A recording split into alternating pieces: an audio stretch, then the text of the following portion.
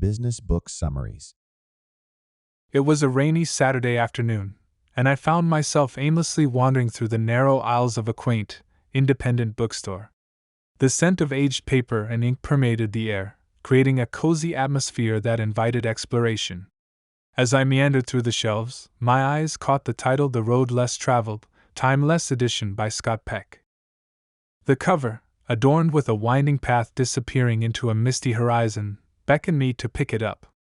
Intrigued by the promise of timeless wisdom, I began to read the summary on the back cover.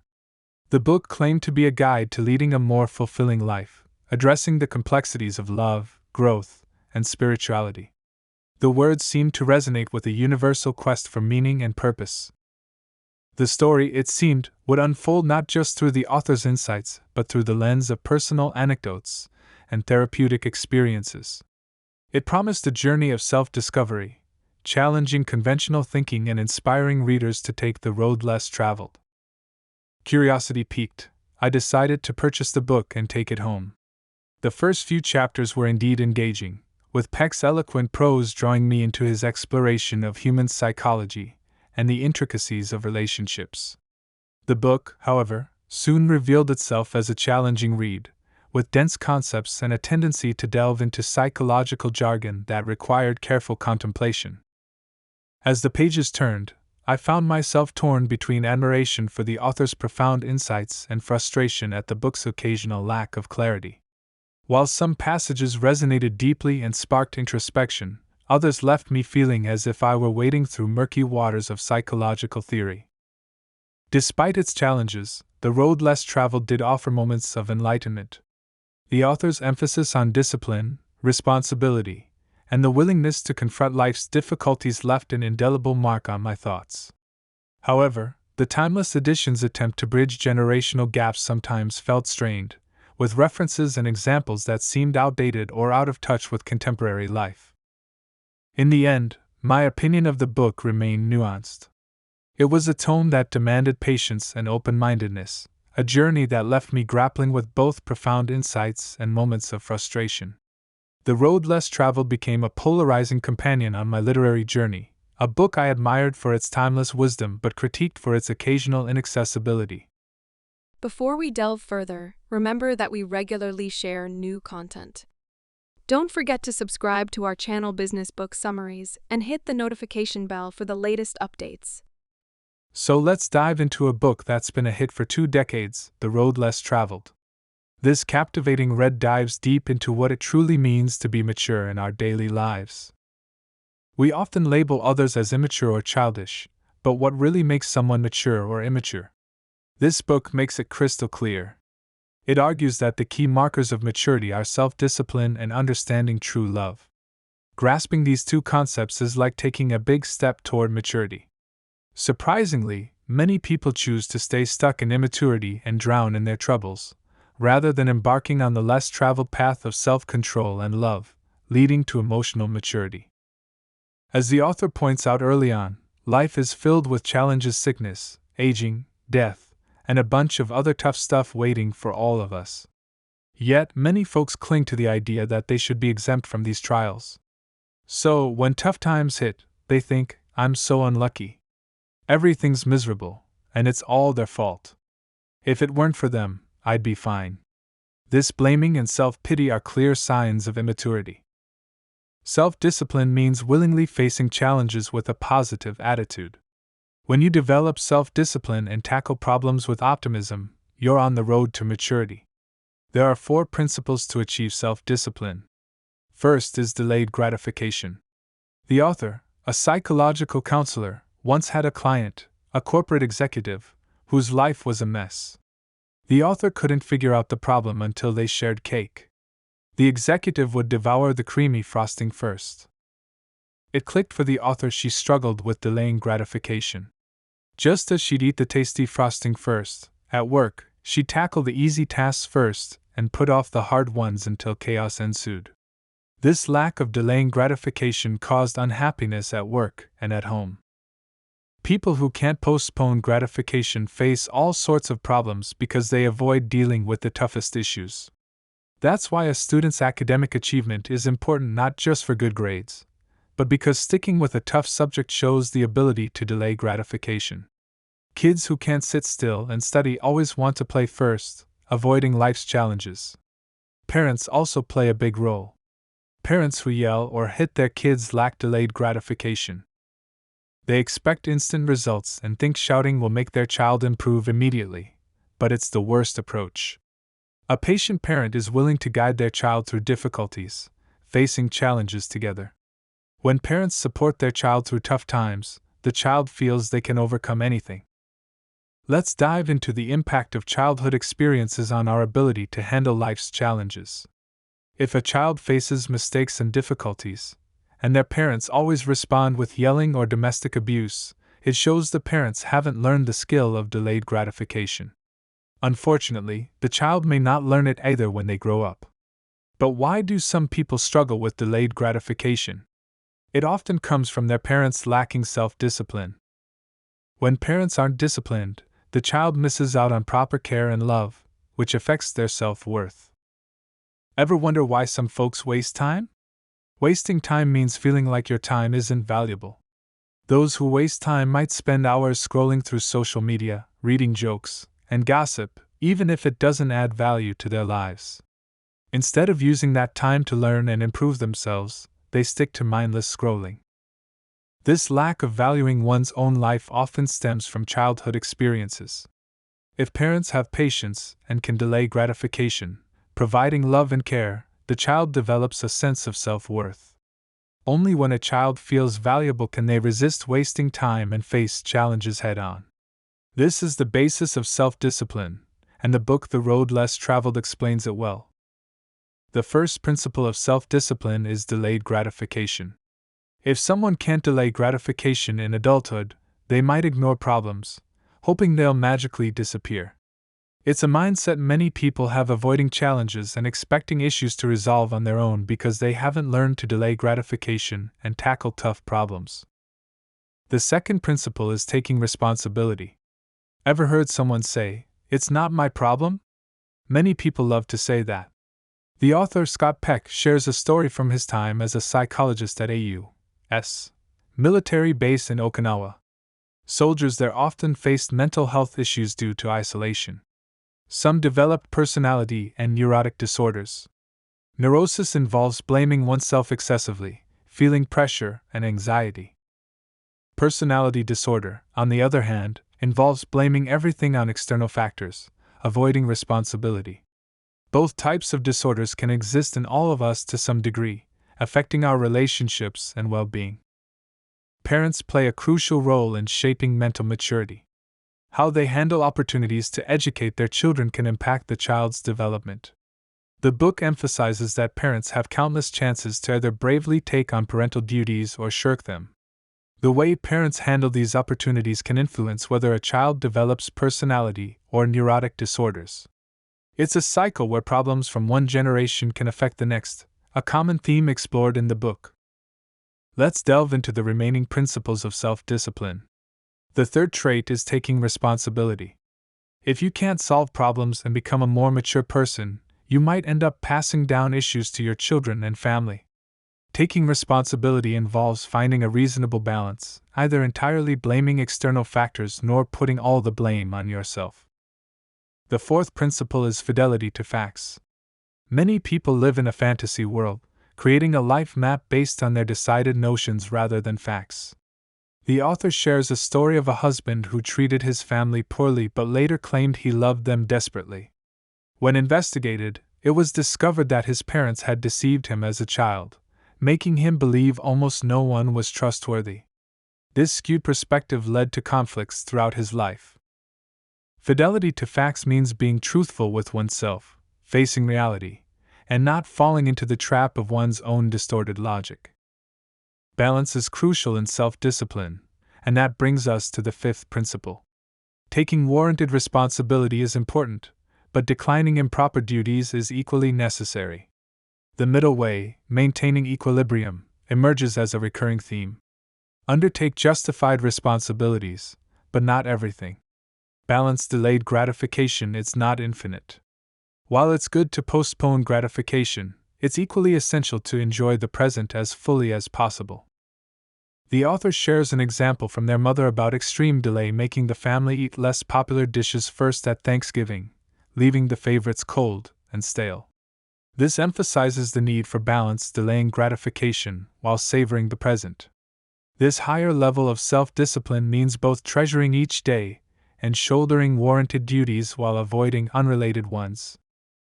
Now, let's talk about anger. Is never getting angry the ideal? Not quite. Anger has its role in protecting and communicating. However, chronic anger with constant complaints can make life impossible. The author uses a biking analogy. Downhill thrills can be enjoyable, but without brakes, it can lead to a painful crash. Pursuing equilibrium in life requires self-discipline, enjoying the thrills but being mindful of upcoming turns and knowing when to apply the brakes for safety. It's about finding the right balance and managing emotions and actions. Navigating the principles of life involves understanding the concept of constant abandonment. Life is a series of letting go, relinquishing one thing after another. Even therapy, though helpful, is a form of abandonment. It's about accepting help and abandoning the belief that you're fine on your own. Many vehemently deny illness, but without this acknowledgement, effective treatment becomes impossible. Life and death, like two sides of a coin, constantly cycle between abandonment and acceptance. Psychologist Erik Erikson outlined life stages and what must be relinquished as we grow. From childhood to adulthood, we abandon various states and beliefs, gradually maturing. Accepting loss is a sign of maturity, fostering a mindset that maintains balance and self-discipline. Now, let's explore love. True maturity involves understanding real love, as opposed to harmful, controlling, or possessive behaviors masked as love. Defining love is challenging, but the author proposes that real love is the desire to push one's boundaries constantly and achieve self-perfection to facilitate mental maturity for oneself and others. In simpler terms, it's valuing mental maturity for both individuals. To understand love better, let's look at what it isn't. Excessive concern or dependency, portrayed through a mother driving her college-going child everywhere, isn't love. The essence of this dependency is emotional, where the mother relies on the child, creating unhealthy dynamics. Possession and dependency taken to extremes can lead to conditions like passive dependent personality disorder, where individuals cling desperately to external objects or people to feel existent. An example is shared about a man whose wife left, and he found solace in the love of another woman at a bar. His love for others was unrelated to them, he needed someone to project himself onto, and find himself through their love. This behavior falls into passive dependent personality disorder, a condition where individuals constantly seek external validation but struggle to offer love or support in return. Falling in love, as commonly portrayed, isn't true love. It's a temporary surge of desire and hormonal reactions that can mask our true perceptions. The initial excitement fades, and what once seemed perfect may become annoying after a few months. Falling in love is, in essence, a temporary collapse of self-boundaries. Understanding self-boundaries is crucial for personal development, from the unified perception of a newborn to the realization of distinct self and external boundaries as we grow. Recognizing and respecting these boundaries is vital for true emotional maturity and genuine connections. Let's explore the fascinating journey of self-boundaries and the complex nature of love. In the early years, children, around 2 to 3, often act like little rulers at home. Not because they're intentionally tyrannical or poorly brought up, but their self-boundaries haven't formed yet. They see themselves as the united family and believe everyone should understand their needs. This lack of mature self-boundaries leads to yelling and entitlement. As children grow, their self-boundaries become clearer, but by adolescence, they feel completely closed off. They realize the world contains only themselves, and even their parents don't truly understand them. This newfound awareness brings profound loneliness. They feel unique, and their self-boundaries are firmly closed. Falling in love becomes a courageous act of risk-taking, requiring the opening of boundaries to unite with another person. The initial feeling of first love often seems sacred, as if two souls have perfectly fused. However, This feeling is temporary and doesn't necessarily lead to ongoing mental maturity. It's a momentary collapse of boundaries, not a foundation for lasting love. As the boundaries slowly mend, differences emerge, thoughts and desires clash, and conflicts follow. Learning and transforming become crucial for love to endure. Many young people mistake sparks for love, not realizing it's often fueled by sexual desire. True maturity means understanding that desire and dependency, even excessive concern, can be the foundations to cultivate love. Commitment, ongoing effort, and self-discipline, combined with the initial spark, can transform temporary desire and romance into a deeper and more enduring love. This process facilitates mutual maturity, helping individuals grow together. It's important to distinguish between falling in love and real love. Falling in love is a temporary opening and collapse of boundaries, while true love is a conscious, planned choice, reflected in actions, not just feelings. Love is an ongoing verb, requiring effort, expansion, and purposeful facilitation of spiritual growth. Some may argue they deeply love pets or certain activities, but it's essential to differentiate engrossment from real love. Engrossment involves projecting one's thoughts and feelings onto something. Loving a pet for its obedience and allowing manipulation isn't the same as respecting and developing an individual's personality, which is crucial in human relationships. Similarly, infantophilia, where someone loves a babbling infant but gets annoyed as the child grows, is not genuine love. Mistaking self-sacrifice for love is another misconception. For instance, a wife continuously forgiving a cheating husband might be an act of self-sacrifice rather than true love, especially if it disregards the other's mental maturity. In summary, it's crucial to recognize and understand the distinctions between different forms of attachment and genuine, enduring love. Let's dive into the intricate aspects of love and the actions that truly define it. Some people mistake self-sacrifice for love, thinking that dedicating and sacrificing oneself is the epitome of love. These roots often trace back to childhood role models who promote self-sacrifice as a virtue. Slowly, individuals subconsciously accept the notion that self-sacrifice is synonymous with love. This can lead to masochistic tendencies, where someone continuously indulges a partner, no matter how badly they are treated, as long as apologies are offered. Real love, however, is more than just a feeling, it involves concrete actions and true dedication. The feeling of love is inseparable from engrossment, infusing emotion and interest into an external object, considering it a part of oneself. While engrossment and true love may seem similar, there are significant differences. Engrossment may be directed towards non-living objects, lack concern for the object's mental maturity, and may not involve wisdom and responsibility. True love requires commitment and dedication, investing wisdom and strength to enable the growth of the loved one. It involves consistent effort and the autonomy to make choices that advance mental maturity for both individuals. Love is a verb and ongoing process that requires dedication and constant striving. Listening is the first manifestation of true love, genuinely taking time to listen carefully to the other person. Basic respect starts with being a good listener. Another aspect of love is accepting risks. Love inherently carries risks, including the risk of loss and the risk of conflict. The willingness to undertake these risks is crucial for genuine love. Some avoid pets due to the eventual pain of losing them, highlighting the risk of loss in love. Long-term love faces the risk of conflicts as both minds continually grow and boundaries expand. Managing conflicts requires self-discipline and delayed gratification. A case example illustrates the connection between self-discipline and love. A woman seeking counseling for severe sexual anhedonia, a lack of sexual interest or feeling, exhibited extreme caution and politeness during counseling sessions. This underscores the importance of self-discipline in building deep connections and truly expressing love. Without adequate self-discipline, genuine love may be challenging to achieve. We're keen to hear your thoughts on our content. Feel free to share your opinions or recommend books in the comments section. Don't forget to subscribe to our channel Business Book Summaries and hit the notification bell to stay updated with our latest summaries. Thank you, and have a wonderful day.